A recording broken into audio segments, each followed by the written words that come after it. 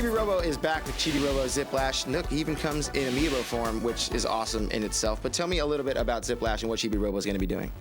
So in this particular game, Chibi-Robo is now a side-scrolling, like a platforming whip and grapple kind of game, which means that he takes his little plucking cord, swings it around his head, and he like smacks objects and enemies. Long story short, Chibi-Robo is trying to save the world, man. There's these aliens coming and stealing like all of Earth's resources, water and minerals and everything. And so Chibi-Robo sees this, he's on like a space station, he's like, what's going on? All the newscasts are freaking out, you know, like what do I do? And then his friend Telly is like, dude, you gotta go down there and help him. He goes, okay, gets in his ship, flies down to Earth and be like, I can save stuff. But he's like this big, right? So what can he save? You know, he can do a lot of things. He likes to save snacks. That's one of the interesting things too. Sometimes when he goes around, he'll be beating up enemies, and then he'll see this treasure chest that has coins in it. Another treasure chest will have like Tootsie Rolls. Like, what is this? And then he's like, huh, okay, cool, Tootsie Rolls. And then what eventually happens is you'll be able to find some of his friends, and they'll be like, I'm really hungry.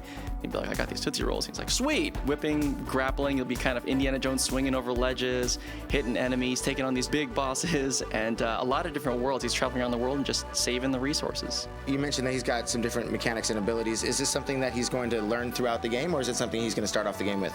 So he starts off the game by having two main attacks. He has a Whip Lash and a Zip Lash. So his Whip Lash, he can just kind of throw it out. It's not that far, but he can smack enemies and grapple onto ledges and hook himself up through those. Eventually you get the Zip Lash. Zip Lash you get very early in the game, and you can kind of charge that up, and you can aim 360 degrees with the circle pad and kind of go around and aim at really high ledge you may not be able to reach with a normal Whiplash.